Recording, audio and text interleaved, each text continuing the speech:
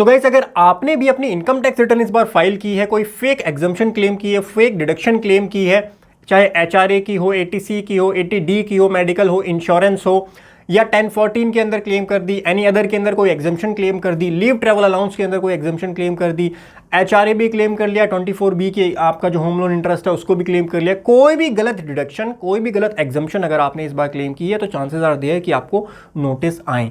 दूसरी चीज, अगर आपने गलत तरीके से रिटर्न फाइल करके रिफंड ले लिया है, आपके बैंक अकाउंट में रिफंड भी आ गया है, तब भी ज्यादा खुश होने की जरूरत नहीं है। आपको भी नोटिस सर्व किया जा सकता है और आपसे जो है सपोर्टिंग डॉक्यूमेंट्स और एविडेंसेस मांगे जा सकते हैं। कोई नई चीज नहीं है, पिछले सालों में कई टैक्स पेयर को इस तरीके से डॉक्यूमेंट्स और एविडेंसेस मांगे गए हैं। चलिए डिटेल में समझते हैं। सबसे पहले कि अगर आप फेक डिडक्शन एग्जम्पशन क्लेम करती हो तो आपके ऊपर पेनल्टी क्या क्या लगाई जा सकती है, पहले आपको कॉन्सिक्वेंसेस पता होने चाहिए। सो अगर पेनल्टी की बात करें तो यहां पर मिस रिपोर्टिंग की पेनल्टी लगाई जाती है, penalty of for miss reporting. इसमें कौन कौन से केसेस कवर होते हैं? सबसे पहले है मिस रिप्रेजेंटेशन और सप्रेशन ऑफ फैक्ट, कोई गलत फैक्ट, कोई फैक्ट छुपाते हो, आप सारी चीजें डिस्क्लोज नहीं करते हो अपनी आईटीआर में। दूसरा है failure to record investment in books of account, के अंदर कोई इन्वेस्टमेंट जो है वो आपने रिकॉर्ड नहीं की है। तीसरा इंपॉर्टेंट पॉइंट है claim of expenditure not substantiated by any evidences, आप कोई एक्सपेंडिचर क्लेम कर रहे हो जो कि जिसके एविडेंसेस आपके पास नहीं है। कोई फॉल्स एंट्री आप अपनी बुक्स ऑफ अकाउंट के अंदर कर रहे हो, या फिर failure to record any receipt, कोई इनकम आपने जो अपने इसके अंदर रिपोर्ट नहीं की है। अब इसके अंदर कौन कौन से केसेस कवर हो जाएंगे? आपने कोई गलत एचआरए क्लेम किया है, आपको एचआरए मिलता है केवल 3 लाख रुपए का और आपने 6 लाख का क्लेम कर लिया। आपने एचआरए जो है, आप रेंट पे करते ही नहीं हो और आपने एचआरए क्लेम कर दिया। बोगस रेंट रिसीट दिखा करके, फेक रेंट एग्रीमेंट बना करके आपने एचआरए क्लेम कर लिया। या फिर इसके अलावा आपने एटीसी में आपका जो पीएफ की डिडक्शन थी वो 50,000 की थी, 20,000 रुपए का आपका इंश्योरेंस था, केवल 70,000 के लिए आप एलिजिबल थे, आपने 1.5 लाख रुपए क्लेम कर लिया। एटीडी में इंश्योरेंस आपको सरकार की तरफ से मिलता है, फिर भी आपने 75,000 रुपए का इंश्योरेंस अपना और पेरेंट्स का क्लेम कर लिया।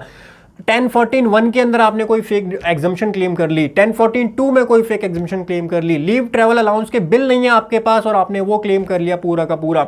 इसके अलावा कोई एनी अदर एग्जम्पशन में डाल करके आपने कोई फेक एग्जम्पशन क्लेम कर लिया है।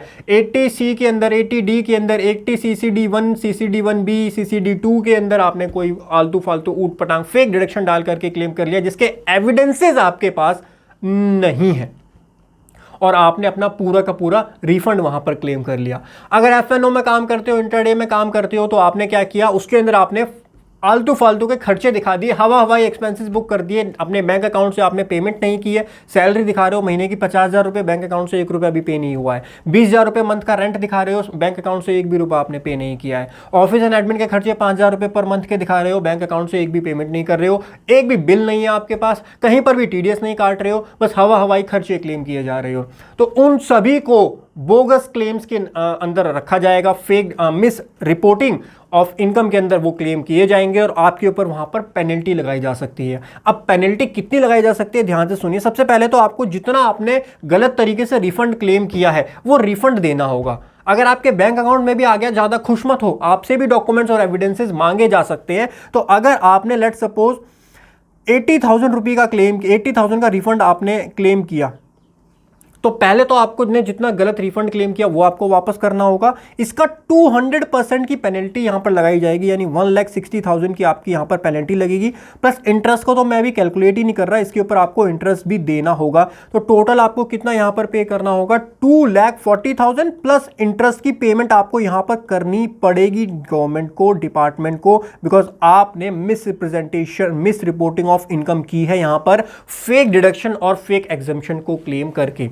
सर क्यों पागल बना रहे हो? पिछले 5 साल से मैं आईटीआर फाइल कर रहा हूं और हर बार मैंने गलत क्लेम की है, हर बार फेक एग्जम्पशन क्लेम करता हूं, फेक डिडक्शन क्लेम करता हूं, पूरा का पूरा टीडीएस रिफंड लेता हूं अपने बैंक अकाउंट के अंदर। आप होते कौन हो मुझको रोकने वाले? अरे मैं कोई नहीं होता हूं आपको रोकने वाला, आपको लॉ रोकता है, जो लॉ के अंदर प्रोविजंस है वो रोकते हैं।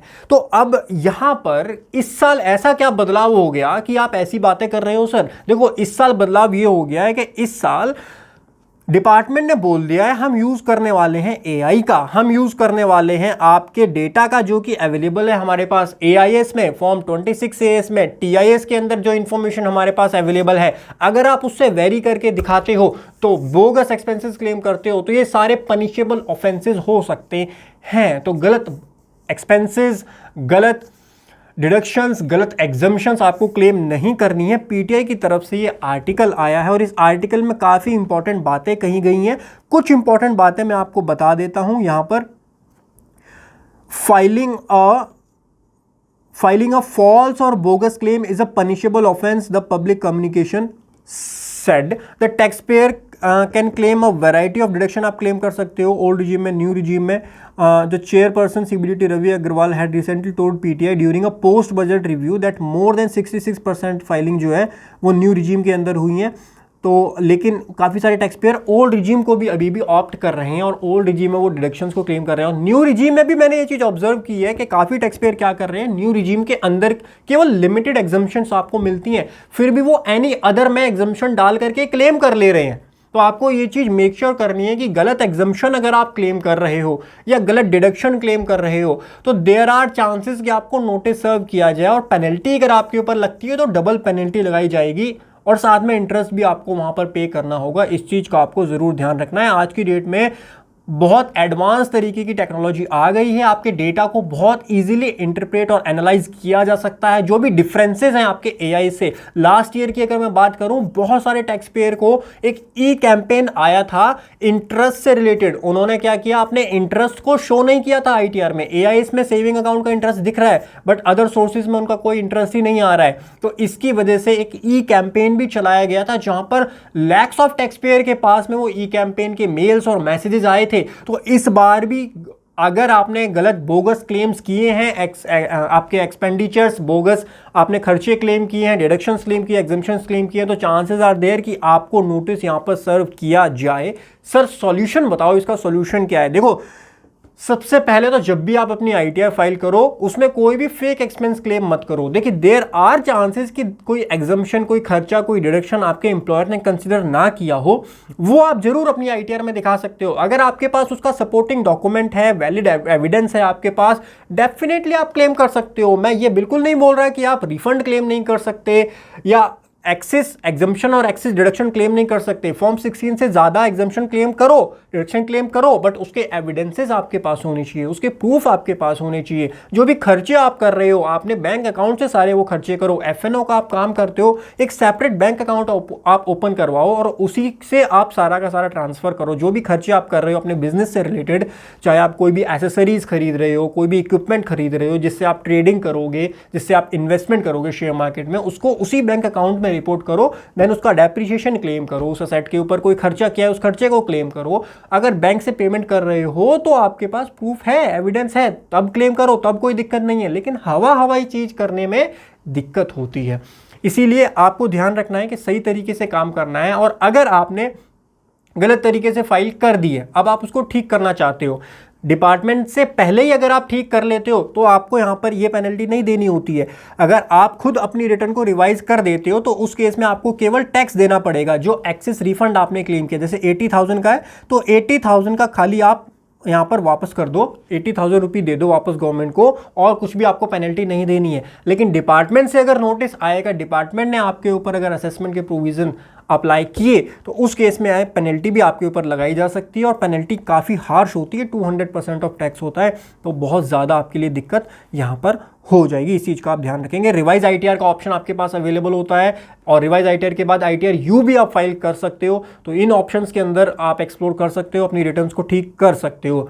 तो इस बार आपने नोटिस किया होगा कि रिफंड जो है उसमें डिले हो रहा है, आईटीआर प्रोसेसिंग में भी डिले हो रहा है। तो उसका जो एक बहुत बड़ा रीज़न है वो यही है कि इस बार आपकी आईटीआर बहुत डिटेल में चेक होंगी, सारे फिल्टर्स को यूज़ किया जाएगा, डेटा को अच्छे से एनालाइज किया जाएगा, उसके बाद ही आपका रिफंड जो है वो प्रोसेस किया जाएगा। तो आशा करता हूं आपको ये इंपॉर्टेंट अपडेट समझ में आई होगी। अगर आपने भी कोई fake exemption, fake deduction claim की है तो आपके पास अभी पूरा ऑप्शन है रिवाइज आईटीआर फाइल करने का। और रिवाइज आईटीआर फाइल करने की जो डेट है वो भी 31 जुलाई नहीं होती, वो डेट होती है 31 दिसंबर। तो टेंशन नहीं लेनी, वो आप 31 दिसंबर तक बहुत आराम से अपनी रिटर्न को रिवाइज कर सकते हो। लेकिन डिपार्टमेंट के असेसमेंट से पहले रिवाइज करना, असेसमेंट अगर स्टार्ट हो जाती है फिर आपके पास रिवीजन का ऑप्शन नहीं आता है। इस चीज़ का आप जरूर ध्यान रखेंगे। तो अगर आप अपनी तरफ से रिवाइज कर देते हो तो खाली आपको उतना ही देना है, कोई पेनल्टी देने की एक्स्ट्रा जरूरत नहीं पड़ेगी आपको। ये बहुत ही इंपॉर्टेंट अपडेट, आशा करता हूँ आपको समझ में आया होगा और समझ में ये भी आया होगा कि क्यों अभी तक रिफंड आपका नहीं आया, इतना लेट क्यों हो रहा है। और इस बार तो बहुत ज़्यादा रिटर्न प्रोसेसिंग में टाइम लग रहा है, बहुत अच्छे से रिटर्न सारी की सारी प्रोसेस होंगी। आशा करता हूँ आपको वीडियो पसंद आई होगी। लाइक कर दीजिए अगर आपको ये वीडियो पसंद आई है। ऐसी और इन्फॉर्मेटिव वीडियोस के लिए आप सब्सक्राइब कर सकते हैं हमारे चैनल फिनटेक्स प्रो को। मिलता हूँ आपको अगले सेशन में, तब तक हंसते रहिए, मुस्कुराते रहिए। Bye bye, take care.